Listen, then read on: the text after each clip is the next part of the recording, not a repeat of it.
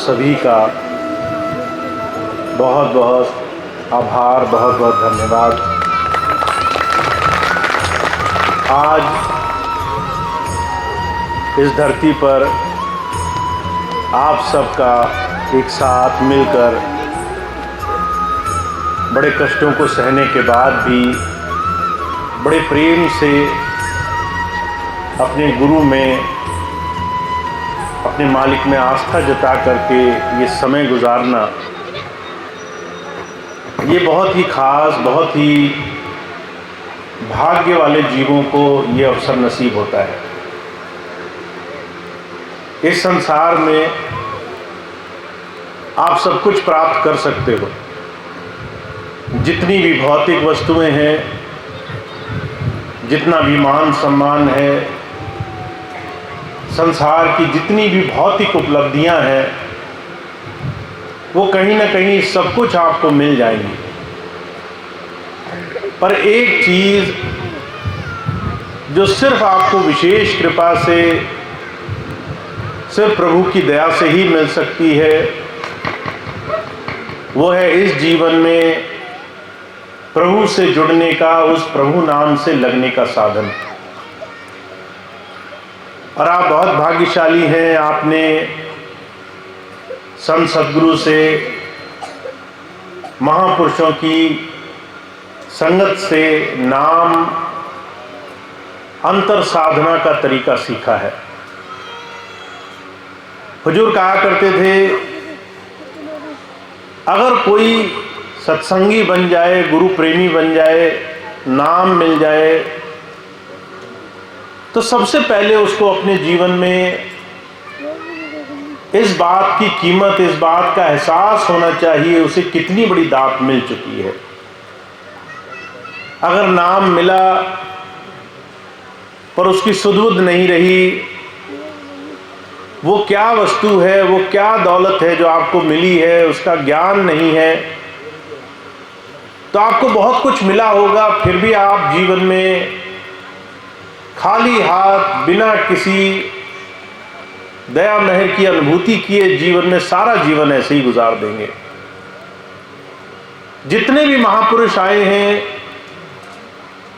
उन्होंने इस बात पर जोर दिया है, सत्संग, सिमरन, ये दो चीजें ऐसी हैं जो हमारे जीवन में उस प्रभु नाम की, उस दिए हुए नाम की सच्ची कीमत हमें एहसास दिलाती है।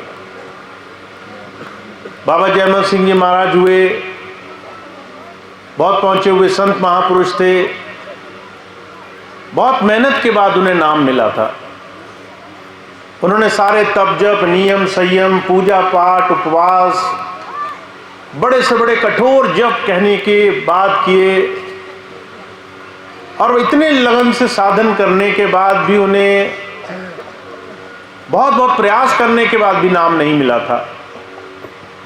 पर जब उन्हें स्वामी जी महाराज से नाम मिला आगरा में, और उन्हें ये बात समझ में आई कि नाम संतों का दिया हुआ आध्यात्मिक अंतर साधना का तरीका जीवन की सबसे बड़ी कीमती चीज है, तो वो समझ गए कि संसार में नाम दीक्षा की चर्चा सिर्फ उसी जीव को सुहाती है जिसने धीरे धीरे जीवन में खोज करना शुरू किया है, जो सारे संसार को भोग करके देख चुका है, और जिसे समझ में आ गया कि दुनिया की भौतिक वस्तुएं सुख का साधन नहीं है। जो संसार के भोगों के लिए संतों के पास जाता है, वो उनके दिए हुए नाम की कदर नहीं जान पाता, और जो संसार से दुखी है, परेशान है, बड़े से बड़े सुख के साधन उसके पास मौजूद हैं, उसके बाद भी उसे समझ में आ रहा है कि दुनिया की चीजें सुख नहीं दे सकती, वो खोजी बन करके जब किसी संत के सानिध्य में जाता है, उसके दिए हुए नाम को जीवन की सबसे बेशकीमती चीज मानकर उसकी कमाई कैसे की जाए इस पर चलने का प्रयास करता है, तब जाकर के जीवन में ये उपलब्धि उसे प्राप्त होती है। तो स्वामी जी महाराज कहते हैं नाम तो हम सबको मिल चुका है, किताबों में लिखा पड़ा है, वेदों धर्मों शास्त्रों में इस नाम की चर्चा की गई है, पर नाम बहुत भाग्यशाली जीवों के हृदय में उपज रहा है। जिन्होंने नाम पाया सब नाम से जुड़ नहीं पा रहे। आज के समय में बहुत चंद गिने चुने जीव ही नाम से जुड़े हैं। मुझे बड़ी अच्छी तरह से याद है, स्वामी जी महाराज ने एक बात कहा, गुरु गोविंद सिंह जी महाराज ने जब परीक्षा ली तो 5 जीव ऐसे थे जो हजारों लाखों की भीड़ में ऐसे निकले जिन्होंने गुरु आज्ञा का पालन किया। और महाराज जी कहने लगे, गुरु गोविंद सिंह जी महाराज के 5 प्यारे हैं, ये ऐसे हैं जिन्होंने सही मायनों में गुरु के वचनों का जीवन में पालन किया है, उसकी शिक्षा समझिए। तो वो गर्व से कहा करते थे, इतनी सारी संगत में मेरे पास चंद लोग ऐसे हैं जो गुरु धारा को समझ रहे हैं। जब स्वामी जी ने बात कही तो स्वामी जी इस बात को कह करके कहने लगे, मुझे नहीं मालूम मेरी संगत में कितने ऐसे लोग निकलेंगे जो सही मायनों में गुरु धारा से जुड़े हैं। जब संत आते हैं इशारा देते हैं कि हमने नाम से जुड़ने का सौभाग्य तो पाया है, पर नाम, उसकी कमाई, नाम से जुड़ने का साधन हमें जीते जी करना है। इसलिए भगवान श्री कृष्ण ने कहा है गीता में, ये जो मनुष्य का जीवन है यह आपको योग कमाने के लिए, जीवन में पक्का और सच्चा होने के लिए मिला है। आप यहां जन्म लेते ही पक्के सच्चे नहीं हो गए, इसमें आपको कर्म योग कमाना है। अपने जीवन से ऐसे कर्म करने हैं जिससे आप उस प्रभु से जुड़ सकें। हर रोज ऐसे साधन बनाने हैं जिससे आपके जीवन में सबसे बड़े सुख की प्राप्ति हो आपको। और ये सुख जब प्राप्त होता है जब हम संतों महापुरुषों की अपने जीवन में उनकी बात की कमाई करने वाले बन जाते हैं। तो यही 1-2 बात आज मैं आपके सामने रखूंगा। अगर हमें इस बात की सुध आ गई है कि गुरु हमें क्या देने के लिए आया है, तो हम नाम की कमाई करेंगे। अगर हमें लग रहा है कि गुरु से मिलने मात्र से हमारा काम बन गया, तो हमें मन बुद्धि इस काल माया के जंजाल में बड़ा धोखा हो जाएगा। जीता जागता उदाहरण मैं आपके सामने रखता हूं। आज से बहुत समय पहले जब मैं यही भारतवर्ष में था, 2012 से पहले बहुत से ऐसे लोग आपसे मिले जो कहते थे कि हम स्वामी जी की बड़ी सेवा करते हैं, स्वामी जी के अंग संग रहते हैं, स्वामी जी हम पर बड़ा विश्वास करते हैं। पर 10 वर्ष का समय आया, काल माया के अलग अलग थपेड़े पड़े और धीरे धीरे जब गुरु शरीर रूप में भी दूर हो और अंतर से भी जुड़ाव की कोई स्थिति कमाई ना हो, तो मन अपना पूरा खेल खेलता है। तरह तरह से हमें धीरे धीरे ऐसी बात पढ़ाता है जिससे हम कब अपने रास्ते से भ्रमित हो जाएं हम समझ भी नहीं सकते। 10 वर्षों में बहुत से ऐसे लोग जो कहते थे हम सब कुछ जानते हैं, हम गुरु के सबसे नजदीक हैं, मन उन्हें कब इस माया के जंजाल में घुमा ले गया, अहंकार में वो कब इधर उधर भटक गए, कब संसार का स्वार्थ उन पे हावी हो गया, कहां सब कुछ त्याग करने की भावना से आए थे, कहां सब कुछ जोड़ जोड़ करके इकट्ठा करने लगे, कहां ये सोचकर आए थे सेवा सबसे ऊपर की चीज है। मानव सेवा का पाठ जहां स्वामी जी ने सारा जीवन पढ़ाया, वहां माया का जरा सा झटका लगा, सेवा भूल करके सिर्फ मेवे पे ध्यान चला गया। पर जो कहा करते थे ये कोई नई बात नहीं है। मन हर पल हर घड़ी हर किसी सत्संगी को परखता है, हर किसी जीव को उसकी अंतर कमाई के आधार पर देखता है। स्वामी जी महाराज तो अक्सर कहा करते थे, जहां एक संत सदगुरु होता है वहां 11 काल के रूप हमेशा जोर लगाते हैं कि ये एक जीव जो गुरु के हाथ में चला गया, इसको वैसे वापस कैसे तोड़ कर लाया जाए, कैसे फिर से संसार में उलझाया जाए। और जो इंसान इस भूल में है कि मैं सब जान गया हूं, मुझे सब कुछ आ गया है, मुझसे ज्यादा जानकार कोई नहीं, उसके लिए संसार में बचने का कोई साधन नहीं। इसलिए जब महापुरुष आते हैं, बड़े विनम्र भाव से एक बात बार बार समझाने की कोशिश करते हैं। हम जब तक शरणागत रहेंगे तब तक गुरु की बात में शिक्षा हमें दिखाई देती रहेगी, तब तक अपने जीवन का सुधार और अपने जीवन में मन माया के इस तमाम फंद को छुड़ाने के लिए हम प्रयास करते रहेंगे। महाराज जी के जीवन की घटना है। एक बार एक सत्संगी भाई आया, महाराज जी के सत्संग में बैठा, महाराज जी ने सत्संग किया। महाराज जी ने जान लिया कि सारे भाई बहन ऐसे हैं सत्संग में, बहुत पुराने हैं, कहीं ना कहीं मन अपना जोर आजमा रहा है। महाराज जी ने सत्संग दिया, उस दिन कहने लगे, गुरु की आज्ञा पर वही चल सकता है जो सुधारक बनेगा। तो महाराज जी कहने लगे, मैं चाहता हूं मैं आगे जो भी सेवा जारी करूं उसमें वो आदमी सामने निकल कर आए जो सुधारक का काम करे। तो सुधारक उसे भी कहते हैं जो दूसरों की गलतियां निकाले, और सुधारक उसे भी कहते हैं जो अपनी गलतियां निकाले। तो जब महाराज जी ने कहा सुधारक चाहिए, तो बहुत से लोग उठकर सामने आ गए, हुजूर जो हुक्म करो वो हम करेंगे, बताइए कहां सुधार करना है। महाराज जी कहने लगे, संसार का नहीं, अपना सुधार पहले करना है। पहले अपने जीवन में जो खामियां हैं वही निकालना गुरु मत पर, गुरु पथ पर चलने का सबसे बड़ा साधन है। अब ऐसी बातें संत महापुरुष क्यों कह जाते हैं?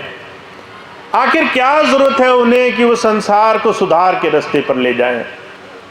हुजूर कहा करते थे, संत मत संसार की सबसे सुंदर और सबसे अनहोनी चीज है। दुनिया में हर एक साधन के लिए आपको बड़े बड़े तपजप करने पड़ेंगे। एक संत मत एक ऐसा साधन है जिसमें कोई महापुरुष पहले खुद कमाई करता है, पहले खुद त्याग करता है, पहले खुद संयम अपनाता है, पहले खुद अपना जीवन उस रास्ते पर चलाता है, फिर उसके बाद आकर के अपना उदाहरण प्रस्तुत करता है। आपसे कहता है कि अगर आपको जीवन में सुख पाना है तो देखो मैंने कैसे अपने जीवन में वो काम किया।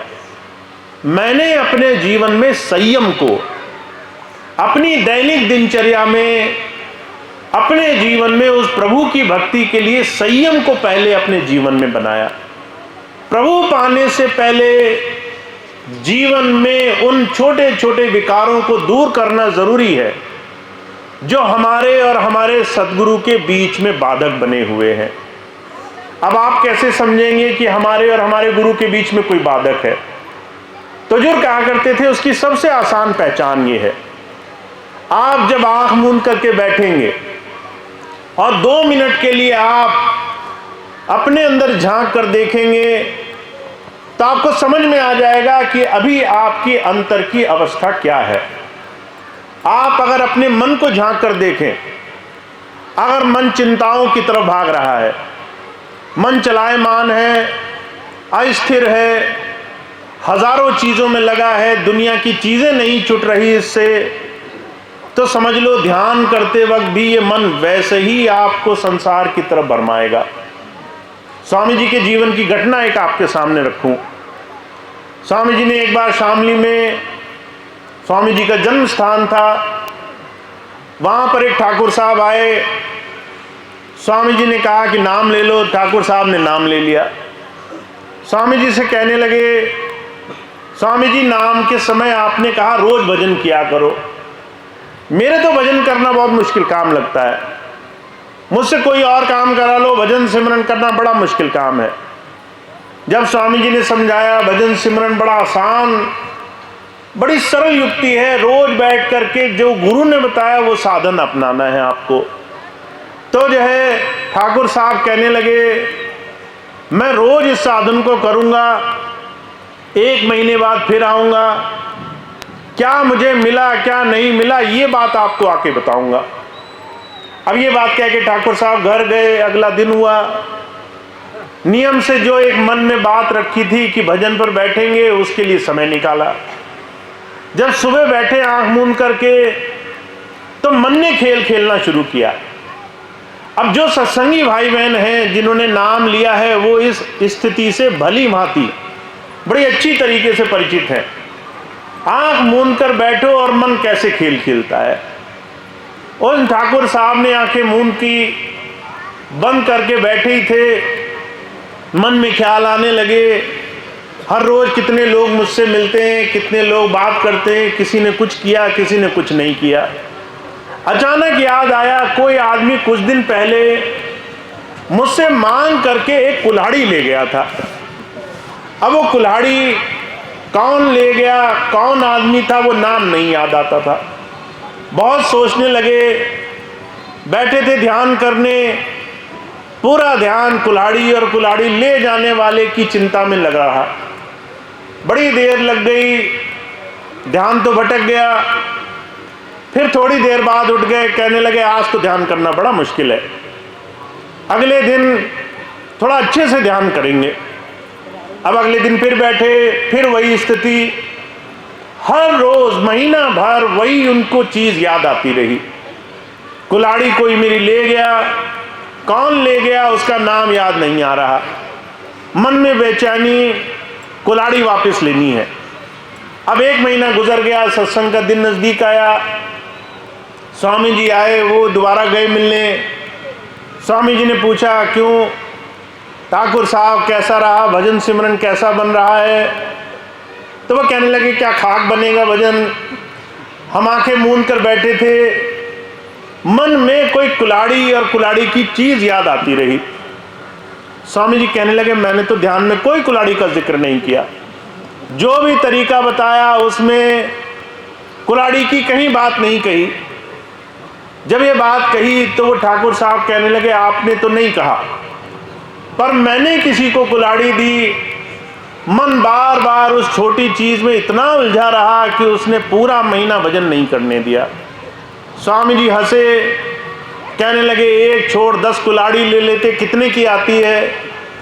ठाकुर साहब कहने लगे नई कुल्हाड़ी तो बहुत ले ली, पर वो पुरानी नहीं मन से जाती। हुजूर कहा करते थे इन छोटी छोटी भौतिक चीजों की अगर आप कीमत आंके तो क्या है, अगर हम चाहें भी तो उन तमाम चीजों को छोड़ सकते हैं, पर ये मन हमारे कहे पर नहीं चलता। इसलिए जब जब संत आते हैं वो कहते हैं नाम लेना आसान है, पर गुरु की बात पर नाम कमाना ही सच्ची भक्ति है। इसलिए कबीर साहब कहा करते हैं, कहते इंद्रियों के बस मन रहे, मन के बस रहे बुद्ध, कहो ध्यान कैसे लगे जहां ऐसा विरुद्ध। मन जो है वो इंद्रियों के पीछे लगा हुआ है। अगर मन में कोई ख्याल आया तो इंद्रियां उस तरफ ले जाएंगी, और अगर इंद्रियां आपके संसार में रम रही हैं 24 घंटे, फिर चाहे आपको पूजा भक्ति के कितने ही साधन दिए गए हों, मन अगर संसार में ललचाया घूम रहा है तो फिर भक्ति संभव नहीं है। इसलिए हुजूर कहा करते थे नाम लेने वाले बहुत हैं, नाम कमाने वाले गिनती के हैं। और भाग्यशाली वो होता है, संतों महापुरुषों की दया का पात्र वो होता है जो इस मन को साधने के लिए, इस मन की क्रियाओं को रोकने के लिए, इंद्रियों के बहाव को छोड़ने के लिए गुरु की आज्ञा पर चल करके रोज इस मन को नाथने का काम करता है। स्वामी जी महाराज अक्सर एक मिसाल फरमाया करते थे, साधुओं ने कैसे भक्ति करी ये बात आप समझें। एक साधु महात्मा थे, रोज जो है इनका काम था, रोज जो भी जो है भिक्षा मिले उससे अपना गुजारा करना और जरूरत के मुताबिक ही भोजन करना, जितना शरीर चलाने के लिए चाहिए। जितने में शरीर का गुजारा हो जाए उतना लेना, उतना खाना, उससे ज़्यादा न खाना न लेना। पर मन की स्थिति कुछ और है। मन स्वाद के पीछे भागता है। अगर हमारा स्वाद हमारे मन में लगा है तो फिर इंद्रियां हमारा जीना मुश्किल कर देंगी। अब यही उदाहरण महात्मा जी के साथ हुआ। भक्ति किया करते थे, एक दिन बाजार में निकले, जितनी भिक्षा चाहिए थी मिल गई, पर जब एक मिठाई वाले की दुकान के सामने से गुजरे तो देखा कि हलवाई बड़ी गरम गरम जलेबी बना रहा है। अब मन में स्वाद आ गया कि अगर अच्छा होता एक जलेबी खाने को मिल जाती। अब जब स्वाद आता है तो उसके बाद इंद्रियां जो है उस इंसान का बड़े आसान से आसान काम बिगाड़ कर रख देती हैं। महात्मा जी लाख कोशिश करें आगे बढ़ जाओ, इंद्रियां बार बार पीछे की तरफ खींचें। कभी नाक में सुगंधी आए, कभी आंख में जो है उस जलेबी का अक्स आए, कभी मन में विचार आए कि एक खा लेते तो क्या बुरा हो जाता। मन में बड़ी बुरी स्थिति हो गई। अब हमारे और आपके बीच में, संत और महापुरुष के बीच में और हमारे बीच में सिर्फ यही अंतर है, जब हमारे को भोग सताते हैं तो हम उनमें लंपट होते हैं। नाम ले लिया पर हमारा भोगों पर, इंद्रियों पर, संसार पर कोई अंकुश नहीं है। हम सोचते हैं दुनियादारी तो ऐसी चीज़ है, लगे रहो, किसी ने भोग दिया खाते रहो पीते रहो, किसी ने स्वाद दिया लेते रहो, किसी ने संसार की चीज़ें दिखा दी उसके पीछे दौड़ते रहो। आज ऐसे ऐसे लोग हैं जिनको परमात्मा की दया से सब कुछ प्राप्त है, पर ना उनको धन कमाने से फुर्सत है, न घर भरने से, न बैंक खाते भरने से, न जो है दुनिया के भोग भोगने से। हुजूर कहा करते थे मन की गति से बचना संयम और अंकुश के बाद संभव होता है। ये गुरु सिखाने के लिए आता है। अब गुरु के बीच में, महापुरुषों के बीच में और एक आम इंसान में यही फर्क होता है। हम वो चीज़ सीखना नहीं चाहते जो संत सिखाने के लिए आए हैं। हमें कैसे भोगों से बचना है, कैसे हमें अपने मन के बहाव को रोकना है। अब महात्मा जी थे, बहुत मन में विचार आया जलेबी खानी है, तो हट करके बैठ गए कि आज इस मन को सबक सिखाते हैं। हम ये विचार कभी नहीं लाते मन में। महात्मा जी ने कहा कि जो है आज इस मन का लालच दूर किया जाए। उन्होंने खूब सारी जलेबी ली, मन कहता था एक खानी है, उन्होंने 10 खिलाई। अब धीरे धीरे जबान है, स्वाद तो जरा सा हुआ, उसके बाद तो शरीर में भोग है। धीरे धीरे मन भर गया, खाते खाते आत्मा तृप्त हो गई, जबान का रस भी चला गया, अब वही मिठास बुरी लग रही है। पर महात्मा जी कह रहे हैं नहीं भाई, तुम्हें तो मीठा खाना है ना, अभी और खाना पड़ेगा। और खिलाया। अब मन उकता रहा है, मन की स्थिति खराब है कि जो है हमें जलेबी देखने को भी ना मिले, सामने भी ना पड़े। पर महात्मा जी हट करके बैठे, इस मन को रोकना है। वो उस जलेबी खिलाए जा रहे हैं। हुजूर कहा करते थे एक स्थिति ऐसी आई, शरीर ने बांध छोड़ दिया, उल्टी होने लगी, बड़ी बुरी स्थिति हो गई। अब मन हाथ जोड़कर कह रहा है कि मुझे जो है जलेबी नहीं खानी है। अब महात्मा जी कह रहे हैं कि तुम्हें जलेबी तो आज पूरी तरह से खिला के छोड़ेंगे। हुजूर कहा करते थे हमारे और संतों महापुरुषों के हट में अंतर होता है। हमारा पेट भरा हो, कोई स्वाद की चीज़ दे जाए, हम फिर भी उस पर लट्टू हो जाते हैं। हमें अगर चीज़ें प्राप्त हों और उसके बाद भी मन कहीं अटक जाए तो हम उसी में उलझ कर रह जाते हैं। ऐसे भक्ति नहीं होती। हुजूर कहा करते थे इन इंद्रियों के बाहर संसार में रमने को हम तब रोक सकते हैं जब गुरु के दिए हुए नाम से और अपने भौतिक संयम से संसार में जीवन जीना शुरू करते हैं। आप नाम तो कमा लोगे, घर में बैठकर सुबह शाम साधना तो कर लोगे, पर बाकी के 24 घंटे संयम अगर नहीं रखा, अगर आपने अपने मन पर काबू नहीं रखा, तो ये मन आपको संसार में डुबो देगा। इसलिए हुजूर कहा करते थे एक तरफ ध्यान साधना जरूरी है, जहां आपको आंख मूंद करके अंतर देखना है मन कहां तक सुधरा है, वहीं दूसरी तरफ संसार में संयम जरूरी है। आपको देखना है सत्संगी होने के नाते आप कितना अपने जीवन में सही दिशा में बढ़ रहे हो। और इस बात से मैं आज आपको ज़्यादा पक्का तौर से जोड़ने की कोशिश करना चाहता हूँ। हमारे सत्संगी भाई बहनों में पहली चीज़ तो है, ध्यान भजन तो कर लेते हैं पर संयम पर बिल्कुल नज़र नहीं है। जब किसी माता बहन के यहाँ जाओ, किसी भाई के यहाँ जाओ, तो वो खाना खिलाने में ऐसा जोर देते हैं कि जो खाना नहीं वो उनके सम्मान का सूचक हो गया है, उसका शरीर से कोई लेना देना नहीं। वो खूब खिलाएंगे, ज़रूरत से ज़्यादा खिलाएंगे। कई बार सत्संगी की ऐसी स्थिति हो जाती है, खुद जा कर के भोगों में लिप्त हो जाते हैं। हुजूर कहा करते थे एक एक इंद्री पर आपको संयम रखना होगा। तो हुजूर इस बात को बड़ा साफ तौर से फरमा रहे हैं। कहते हैं आपकी 3 इंद्री सबसे ज़्यादा प्रबल है। सबसे पहले आँख की इंद्री, आँख से सबसे ज़्यादा संसार के भोग समाएंगे आपके मन में। आपने हर एक वो चीज़ जो देखी है वो बिना छाप छोड़े जाएगी नहीं। अगर आपने देखा 2 लोग लड़ रहे हैं तो आपको वो सालों साल तक वो छाप मन में बनी रहेगी। अगर आपने देखा कि कहीं गलत हो रहा है वो चीज़ आपके मन में समाई रहेगी।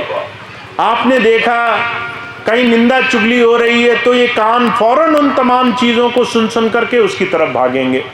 हुजूर कहा करते थे आपकी ज़बान अगर आपने इसको रस के पीछे दौड़ा दिया तो उसके बाद ये आपके वश में नहीं आएगी, आपको 24 घंटे संसार की तरफ लेकर जाएगी। हमारे स्वामी जी महाराज की जीवन की घटना आती है। एक बार मैं स्वामी जी के साथ बैठा था, स्वामी जी संगीला आश्रम में थे। कोई बहन मिठाई लेकर आई, स्वामी जी ने उस दिन उसे मना कर दिया। स्वामी जी का नियम था, मीठा खाने का शौक था, जब कभी उन्हें अच्छा लगता था मीठा खा लेते थे। उस दिन उस बहन ने बहुत जिक्र किया, कोई पास नहीं भी था तो भी स्वामी जी ने मीठा नहीं खाया। मैंने कहा स्वामी जी आपको तो पसंद है। कहने लगे कि हर एक इंसान को अपने जीवन में अपनी इंद्रियों का संयम की नाप तौल देखनी चाहिए। स्वामी जी ने उस दिन मुझे घटना सुनाई। कहने लगे जब महाराज जी ने नाम दिया तो मैंने अपने जीवन में कई चालीसे किए। चालीसा कहते हैं 40 दिन संयम साधना करना, अपने मन को देखना कि ये कितना सही रास्ते पर है। तो स्वामी जी कहने लगे मैंने कई चालीसे किए।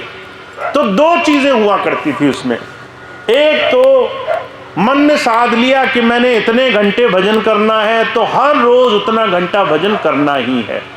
दूसरी चीज़ स्वामी जी कहते थे मैंने जब चालीसे किए तो मैंने हर एक चालीसे में एक संयम रखा कि जो है इस 40 दिन मैं अन्न को हाथ नहीं लगाऊंगा, इस 40 दिन मैं मीठे को हाथ नहीं लगाऊंगा, इस 40 दिन मैं उस चीज़ को हाथ नहीं लगाऊंगा जो सबसे ज़्यादा मन पर जोर मार रही है। अब ये चीज़ें स्वामी जी ने कई बार करी और कई दिनों तक इस मन को देखा ये हमारे काबू में है या हम इसके काबू में हैं। संत आते हैं ऐसे संयम से अपने जीवन में अपने जीवन को साधते हैं। कैसे हम अपने जीवन में अपने मन को भागती हुई इंद्रियों से बचा सकते हैं।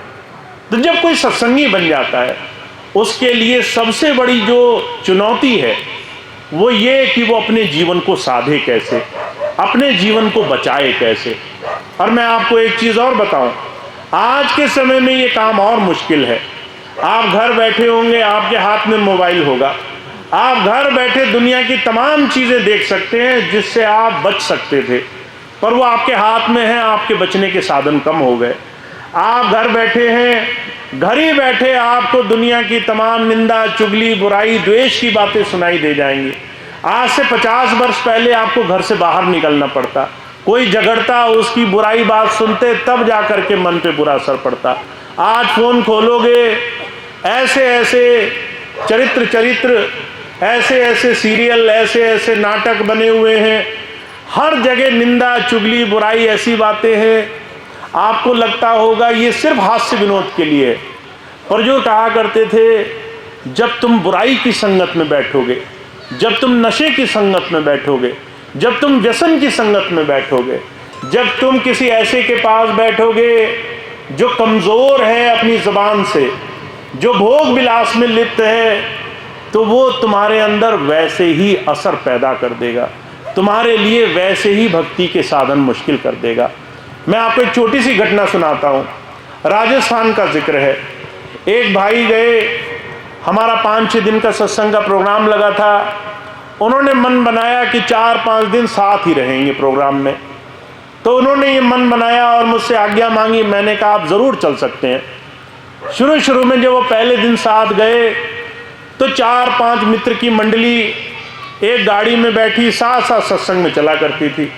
सत्संग गए, सत्संग हुआ, उतनी देर तो सत्संग में मन रहा, बाकी समय खूब हास्य विनोद दुनियादारी इसकी उसकी बात करते करते निकल जाता था। 5 दिन ऐसे गुजर गए। 5 दिन में 1 घंटा सत्संग सुनना, बाकी पूरे समय यही सारी दुनियादारी की बातें करना। इसने उसका बुरा कर दिया, उसने उसका बुरा कर दिया। 5 दिन निकल गए। जब 6ठा दिन आया तो वहाँ एक भाई जी हैं, बड़े प्रेमी सत्संग हैं, उनके सत्संग में रात को ही पहुँच गए और एक रात उनके साथ रुके। अब जब उनके पास बैठे तो वो सिर्फ स्वामी जी की बात किया करें। जैसे उनसे बात करो वो घुमा फिरा के फिर स्वामी जी की बात पे ले जाए। जरा सी बात शुरू हो दुनियादारी की, 5 सेकंड गुजरे फिर स्वामी जी की बात पे आ जाए बात। पूरी रात ऐसे गुजरी। वो 6 दिन जब गुजर गए, आखिरी दिन सत्संग का जयपुर में था। जयपुर में सब इकट्ठे हुए, सत्संग खत्म हुआ। वही भाई मेरे पास आया, कहने लगा भैया जी बड़ी अनोखी बात हुई इस बार। शुरू के 5 दिन बड़ा मन चंचल रहा, मन में बड़ी उथल पुथल रही, बड़ा मन भागता रहा। पर 6ठे दिन मन बड़ा शांत रहा, मन में जो है बड़ा ठहराव रहा, बड़ी स्थिरता रही, बड़ा गुरु प्रेम लगा। मन में बार बार ये हुआ कि जहाँ सत्संग हो वहीं बैठे रहें, वहीं जाते रहें। ऐसा क्यों हुआ? मैंने उनकी सारी बात सुनी।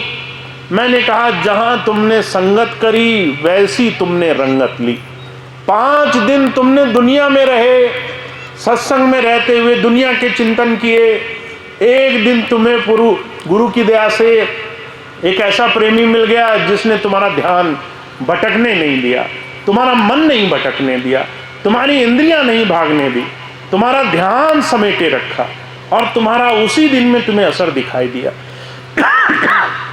तो हुजूर कहा करते थे प्रभु भक्ति के साधन में संत 2 रास्ते दिखाने के लिए आता है। एक तो अंतर का साधन जो ध्यान साधना का है, वो कब बनेगा? जब बाहर का साधन, संसार में विचरण करने का, संसार में संयम बरतने का साधन आप सुधार लोगे, उस पर थोड़ा अपना नियम व्रत धारण करोगे, अपनी मन और अपनी इंद्रियों पर थोड़ा सा अंकुश लगाना शुरू करोगे। तो जो भी भाई बहन आते संसार में इस भाव से उन्हें प्रभु दर्शन हो, प्रभु भक्ति हो, उनके लिए सबसे पहला साधन होना चाहिए अपने जीवन की पड़ताल और सुधार पर नजर रखें, अपने ऊपर सख्त पैनी नजर रखें, अपने जीवन में ज्यादा से ज्यादा उनकी संगत करें जिनके अंदर गुरु प्रेम समाया हो, जिनकी कुछ गुरु नाम से रंगत लगी हो। अगर आप थोड़ा थोड़ा भी उनके पास बैठोगे, अगर थोड़ा थोड़ा अपनी मन वचन कर्म पर अंकुश रखोगे, थोड़ा थोड़ा अपने मन को साधने की कोशिश करोगे, तो आपका थोड़ी देर ध्यान पर बैठना भी कारगर हो जाएगा। तो स्वामी जी महाराज ने, उससे पहले हुजूर कृपाल सिंह जी महाराज ने, संतों महापुरुषों ने ये बात समझाई तो बहुत है, पर समझता वो है जिसे गुरु प्रेम से, गुरु के संगत से कुछ पाने की बड़ी चाह होती है। तो आप बहुत भाग्यशाली हैं, नाम आपको मिल गया है, आपके जीवन में सारी चीज़ों का सुधार गुरु की कृपा से होगा। पर आपके जीवन में नाम की कमाई और गुरु की सोबत में बैठने का जो लाभ है वो आपको तब मिलेगा जब धीरे धीरे आप बड़ी चाह से गुरु की बात को अपने जीवन में लाने का प्रयास करोगे। तो आप बहुत भाग्यशाली हैं, आपको ऐसे संत सदगुरु से नाम मिला है, नाम कमाने का जीते जी मौका मिला है। जितना भी समय है आपके पास, अगर आपका अभी 20 बरस बाकी है, 30 बरस बाकी है जीवन का, तो अब ऐसा गुजरे जिससे हमारा थोड़ा थोड़ा समय अपने मन को साधने में और गुरु नाम से जुड़ने में जाए। तो इसलिए एक संयम जरूर अपनाना है। मैं एक ही बात कहता हूँ, इस गुरु भक्ति को संकल्प से आपको जोड़ना होगा।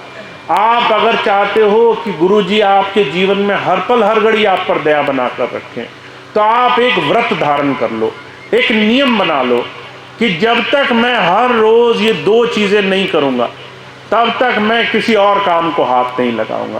पहली चीज, सुबह उठ करके हमने थोड़ी देर अपने गुरु से प्रार्थना जरूर करनी है।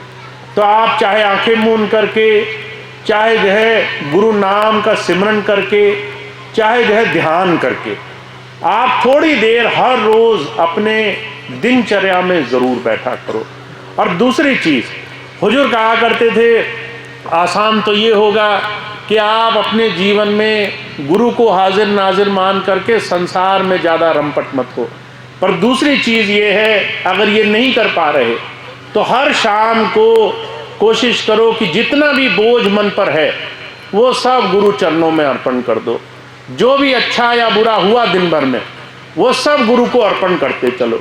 उनके चरणों में हर एक चीज़ को, कुछ अच्छा हुआ वो भी गुरु जी को अर्पण कर दो, कुछ बुरा हो गया, कुछ अनजाने में ऐसी चीज़ हो गई नहीं करना चाहते थे, कुछ जो है कहीं गलत भाव हो गया, कहीं क्रोध आ गया, कहीं किसी का बुरा हो गया, फौरन उस चीज़ को मन से निकालते चलो, गुरु को अर्पण करके उसी दिन उसका हिसाब करते चलो। तो हुजूर कहा करते थे, जो हर रोज़ अपने मन को साफ करते चलते, जो हर रोज़ अपने मन को गुरु के चरणों में जोड़ते चलते, उनके जीवन में नाम इतनी सहजता से वो प्राप्त कर लेते हैं जिसकी कल्पना तक नहीं की जा सकती। तो आप बहुत भाग्यशाली हैं, आपको ये सानिध्य मिला है। और मैं सिर्फ एक बात कहता हूँ, अगर 10 वर्ष बाद मैं दोबारा आपके बीच में आया हूँ तो उसका मेरे लिए सिर्फ एक औचित्य है कि आप इस संत मत की धारा को आत्मा से समेटने वाले बनो, आप इसको अंतर पाने वाले बनो। मेरा यहाँ बहुत ज़्यादा सत्संग करने का कोई प्रयोजन नहीं है, मैं बार बार आपके बीच में आऊँ और आप नाम से नहीं जुड़ पाएँ, उससे लाभ उतना नहीं है। मैं आपको अगर एक चीज़ बताऊं और आप उसकी गंभीरता समझ जाएं और उसका खूब पालन करके लाभ उठाएं तो ये ज़्यादा कारगर है। तो इसीलिए मेरा सिर्फ एक ही लक्ष्य है कि हम गुरुधारा से जितना सच्चे हो करके, जितना प्रेम भाव से जुड़ सकते हैं अपने लिए, जितना ईमानदारी से रोज रोज उनसे जुड़ते चल सकते हैं, उतना हमारे जीवन में इस संत मत की धारा का लाभ है। तो मेरा आपके बीच में आना और आप सबसे खूब प्रेम भाव से सत्संग में रोज गुरु चर्चा करना, वो सिर्फ इसलिए है कि हम इस मन की चालाकियों से थोड़ा सा आज़ाद होने लग जाए और अपने गुरु के लिए ईमानदार होने लग जाए। अंतर गुरु धारा में हम खूब समय दें, क्योंकि अगर वो ही नहीं है तो जीवन में जितना कुछ है उस सारी चीज़ों का उतना सुख और लाभ हमारे जीवन में हमें नहीं मिलेगा। तो आप बहुत भाग्यशाली है, नाम मिल चुका है, गुरु की दया मेहर से नाम हमको क्या देगा ये सब कुछ हम जानते हैं। अब इस मन पर रोज रोज हमें अंकुश लगाते चलना है और थोड़ा थोड़ा अगर आप वो करते चलोगे तो मेरा आपके बीच में बैठना और हमारा गुरु चर्चा करना सार्थक हो जाएगा। तो स्वामी जी की यही एक छोटी सी बात है और मैं यही बार बार स्वामी जी से प्रार्थना करता हूँ कि हम सबको इस गुरु भक्ति में, इस नाम धारा से जुड़ने के सच्चे रास्ते में सफल बनाएं। बाकी संसार के काम तो चलते रहेंगे, अगर आप संसार में बहुत कुछ करें और ये नाम अंतर ना समाए तो वो संसार के बहुत कुछ काम भी आपको वो सुख नहीं दे सकते। इसलिए संसार के काम तो चलते रहेंगे, पर हमें साथ साथ इस मन को साध करके गुरु नाम से जोड़ने का हर रोज़ अभ्यास बनाना है। तो यही स्वामी जी से मेरी प्रार्थना रहती है कि हम सब लोग गुरु भक्ति पर लगे रहें, हम सब लोग हर रोज़ मन को संयम में लाएं, हम लोग हर रोज़ नियम व्रत धारण करें, हर रोज़ संकल्प पर चलें, ताकि हम गुरु की इस दया मेहर को जीते जी प्राप्त कर सकें। तो इतनी बात थी। आप सबको बहुत बहुत स्वामी जी की दया मेहर प्राप्त हो।